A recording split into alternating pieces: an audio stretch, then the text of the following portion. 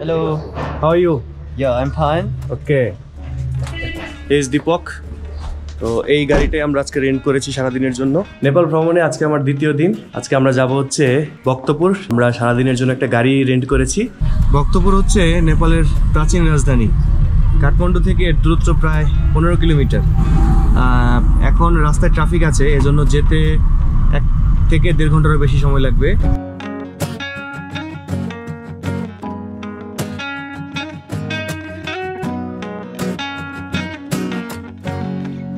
Nepal, office going to start is 10 o'clock, so 9 to 10 o'clock is too much traffic in Nepal. Okay. Office closing time? 4 o'clock. 10 to 4? Yeah. Wow. Weekly holiday? It's only one day, it's only Saturdays. Saturday? Yeah, Saturday is the holiday in Nepal. Okay. এইটা হচ্ছে পুরোটা ministry area. এখানে সমস্ত মন্ত্রণালয়গুলো আছে। মূলত এই area পুরোটাই ministry area, right? ওকে। বিকেল পেরিয়ে যখন সন্ধ্যা হয় বা রাত হয় তখন আস্তে আস্তে তাপমাত্রা অনেক কমতে থাকে। গতকাল সেটা আমরা বুঝতে পেরেছি এবং আজকে সকালটা কিন্তু রৌদ্রোজ্জ্বল, দারুণ একটা সকাল।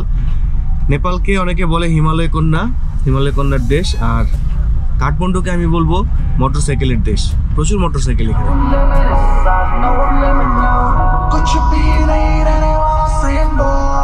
ঠিক 1.5 ঘন্টার একটা জার্নি শেষে আমরা চলে এলাম ভক্তপুর দরবার স্কোয়ারে। ভক্তপুর নিয়ে আপনাদেরকে একটা বলি, ভক্তপুর হচ্ছে নেপালের প্রাচীন রাজধানী। এখন কাঠমান্ডু যেমন একটা জেলা, ভক্তপুর তেমনই একটা জেলা। এখানে নেপালের রাজারা বসবাস করতো। I mean water in this tap, okay. The tap making stone. Yeah.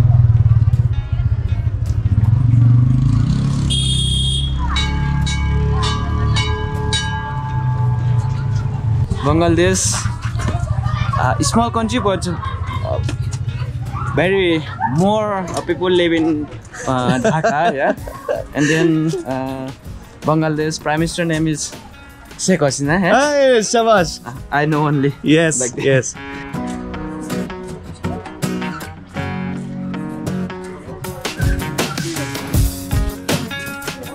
From Bangladesh? Yes, I'm from Bangladesh. Ticket লিয়েছো? Are you accepted card? के बिनो दादा के गर्ने भने? Only cash. Yes. No. 1, 2, 3, 4. बिनो भनेको म चिन्दिन फेरि? কাউন্টার থেকে জনপ্রতি 500 নেপালি রুপি করে 4টি টিকিট নিলাম। সার্কভুক্ত দেশের নাগরিকদের জন্য টিকিট 500 রুপি আর নন সার্ক এরিয়া হলে 1800 রুপি। টিকিট নিয়ে যত এগিয়ে যাচ্ছি ততই বিস্মিত হচ্ছি। রাস্তার দুই পাশে ছোট স্টলে থরে থরে সাজানো বিভিন্ন রকমের পুঁতি, পাথর আর মেটালের মালা, ইয়াকের হাড়ের তৈরি গয়না, ব্রেসলেট, চাবির রিং, পশমিনা চাদর, পিতল কাঁসার উপর খোদাই কারুকাজ করা মগ আর গ্লাস। এগুলো হচ্ছে ওয়ালমেট, হ্যান্ডমেড ফেব্রিক ওয়ালমেট, একদম হাতের তৈরি। বিভিন্ন দামে এগুলো বিক্রি হয়।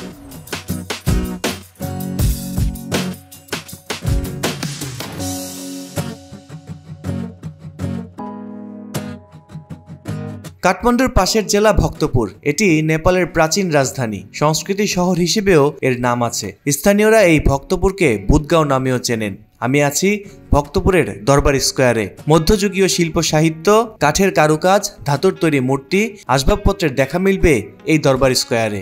রোদটার জন্য তাকাতে খুব কষ্ট হচ্ছে, তবে এই জায়গাটা এনজয়েবল। আপনি আরও সকালে যদি আসেন জায়গাটা এনজয় করতে পারবেন। তবে হ্যাঁ, একটা কথা বলে রাখি, এখানে প্রচুর ট্যুরিস্ট গাইড আছে। আপনি চাইলে গাইড নিতে পারেন অথবা নিজেও ঘুরতে পারেন। একটুখানি পরপর গাইডরা এসে, লোকাল ট্যুরিস্ট গাইড যারা আছে তারা এসে আপনাকে জিজ্ঞেস করবে যে গাইড লাগবে কিনা। আমাদেরকেও করেছে, যেহেতু আমাদের সঙ্গে দীপক আছে এজন্য আমরা কোনো গাইড নেইনি, নিজেদের মতো করেই ঘুরে দেখছি এবং দীপক আমাদেরকে এই জায়গাগুলো সম্পর্কে জানাচ্ছে।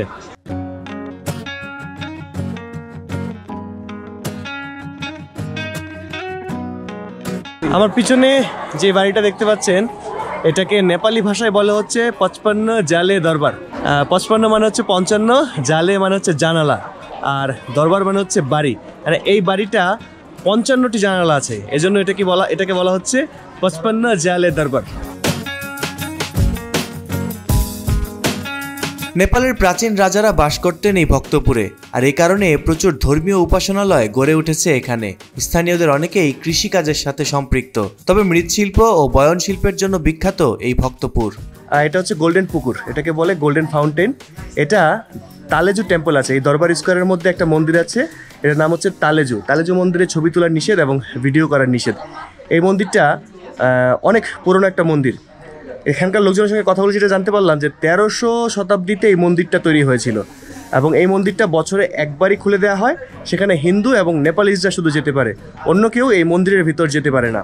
That temple is a very old temple, and that temple using on everyone use gold, very big one, and so that not allowed to go inside is this temple. This temple open only 1 day in 1 year, and then that day also allowed only Hindu and Nepali.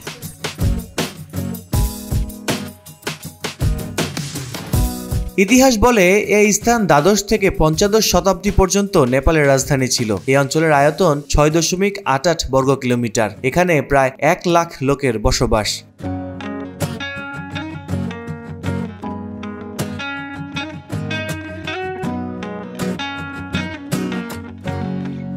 জানা গেছে 12 শতকের দিকে রাজা আনন্দ মাল্লা এই নগরী প্রতিষ্ঠা করেন। মাল্লা রাজবংশের শাসনে ভক্তপুর 14 থেকে 16 শতকের মাঝে উন্নত কাঠামো পায়। মাল্লা রাজবংশের শৌখিন রাজা ইয়াকশা মাল্লা 1428 থেকে 1482 শাসন সময়ে গড়ে ওঠে এই নগরীর অধিকাংশ স্থাপত্য।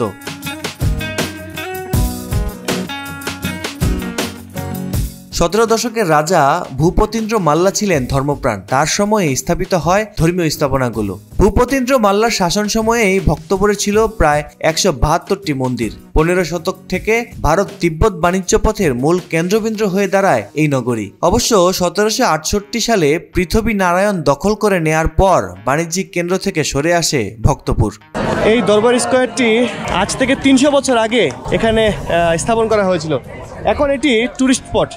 টুরিস্টরা বিভিন্ন জায়গা থেকে এখানে আসেন এবং নেপালের রাজাদের যে আগের বাসভূমি এবং নেপালের যে প্রাচীন রাজধানী, সেই রাজধানীটা কিন্তু ঘুরে দেখছেন।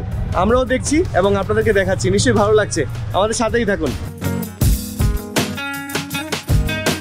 আর্কিটেকচারাল বিউটি যে বিষয়টা পুরোটাই এখানে আমরা খুঁজে পেয়েছি। প্রত্যেকটা স্থাপনা দারুণ করে নকশা করা, এবং 4 থেকে 500 বা 600 বছর আগে এত সুন্দর নকশা ভাবাই যায় না। 1934 সালে এক ভয়াবহ ভূমিকম্পের আঘাতে ব্যাপক ক্ষয়ক্ষতির সম্মুখীন হয় নগরীটি। 2015 সালের ভূমিকম্পেও ভক্তপুর দরবার স্কোয়ার ক্ষতিগ্রস্ত হয়েছিল। সরু গলির ভেতর পুরনো আমলের বহু বাড়ি ভেঙে পড়েছিল। পরে অবশ্য ঘুরে দাঁড়িয়েছে এই ভক্তপুর। দরবার স্কোয়ার থেকে এখন যেখানে আসলাম, এটাও বেশ পুরনো একটা মন্দির। এটার নাম হচ্ছে পান্তুলে টেম্পল, এবং এই মন্দিরটা হচ্ছে নেপালের সবচেয়ে উঁচু একটা মন্দির। নেপাল আসলে অবশ্যই এই পান্তুলে মন্দিরটা ঘুরে যাবেন। তাদের বয়স 80 বছর। ওনার নাম কুমারী। উনি এখানে মাটির তৈরি জিনিসপত্র বিক্রি করে। বুদ্ধ, মাটির তৈরি বুদ্ধ, হ্যাঁ, খুবই কম দামে এখানে পাবেন। এবং আপনারা যারা আসবেন এই কুমারী দাদুর দোকানে অবশ্যই আসবেন। Thank you, thank you.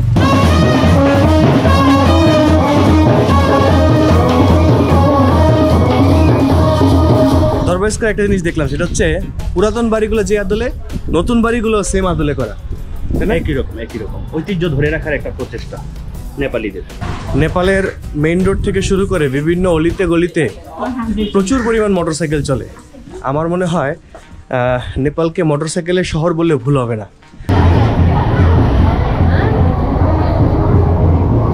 আমি এখন যাচ্ছি পটারি স্কোয়ার। মাটির তৈরি সারি সারি পাত্র, খেলনা, শোপিস এখানে দেখা যাবে। এগুলো বেশিরভাগই উঠানে শুকাতে দেয়া। কেউ বা লাল মাটির মন্ড মাখাচ্ছে নতুন কিছু সৃষ্টিতে। কুমারের কাজ ভক্তপুরের মানুষদের পূর্বপুরুষের পেশা, যা তারা সযত্নে লালন করছেন।